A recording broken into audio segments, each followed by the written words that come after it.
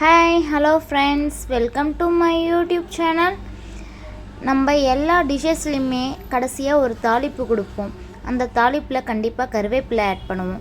அந்த கருவேப்பிலையை ஒரு சிலர் சின்னவங்கலேருந்து பெரியவங்க வர எல்லாருமே ஒதுக்கி வைக்கிறாங்களா? அந்த கருவேப்பிலையிலையும் ஒரு சில நன்மைகள் இருக்குது. அந்த கருவேப்பிலை வச்சு ஒரு குழம்பு செய்யலாம். எப்படி செய்யுதுன்னு பார்த்துடலாம் வாங்க. நம்ம வீடியோக்குள்ளே போகலாம். அதுக்கு ஒரு கடாய் காய வச்சுக்கோங்க. கடாய் சூடானதும் அதில் எண்ணெய் ஊற்றுங்க. எண்ணெய் சூடானதுக்கப்புறம் ஒரு 2 கைப்பிடி அளவுக்கு கருவேப்பிலை போட்டுக்கோங்க.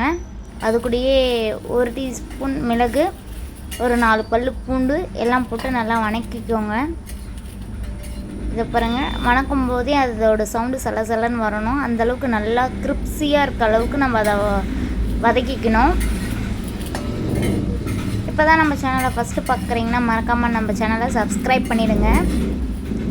கருவேப்பிலையில் ஏகப்பட்ட நன்மைகள் இருக்குது. இதோ பாருங்கள், இந்த அளவுக்கு நம்ம கருவேப்பிலையை நல்லா வணக்கி எடுத்துக்கணும். இது சூடு ஆறானதுக்கப்புறம் இது நம்ம ஒரு மிக்ஸி ஜாருக்கு மாற்றிக்கலாம். அதை அரைச்சி எடுத்துக்கலாம். திருப்பியும் அதே கடாய் வச்சுக்கோங்க. ஒரு 4-5 ஸ்பூன் எண்ணெய் ஊற்றிக்கோங்க. ஒரு 1/2 டீஸ்பூன் கடுகு பொரிஞ்சதும் ஒரு 1/4 டீஸ்பூன் அளவுக்கு வெந்தயம், ஒரு 10 பல் அளவுக்கு பூண்டு அதையும் ஆட் பண்ணிக்கலாம். இதுக்கு ஓரளவுக்கு வதங்கினதுக்கப்புறம் சின்ன வெங்காயம் ஒரு 10 போல் சின்ன வெங்காயம் இதிலே போட்டுக்கலாம். போட்டு இதுக்கு தேவையான அளவு உப்பு போட்டுக்கோங்க.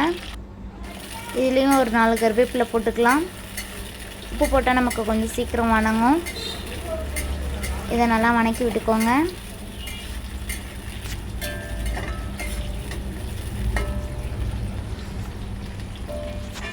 இது கூடயே நல்லா பழுத்த தக்காளியாக மீடியம் சைஸ் தக்காளி ஒன்று சின்னதாக சாப் பண்ணி வச்சுருக்கேன். அதையும் ஆட் பண்ணிக்கலாம். அதையும் நல்லா போட்டு வணக்கிக்கோங்க.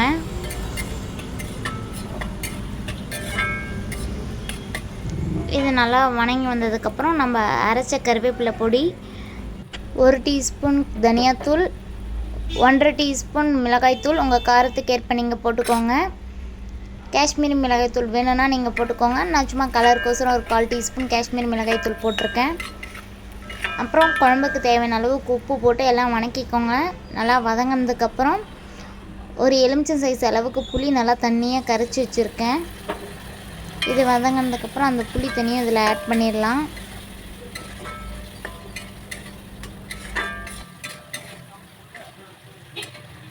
இதோ பாருங்கள், குழம்பு கொதித்து நல்லா வருது.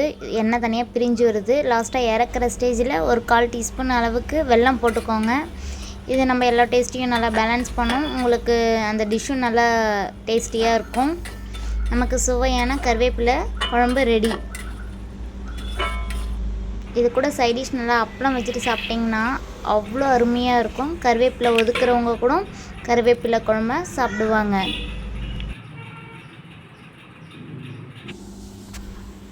This video sponsored by BuyMode shopping app.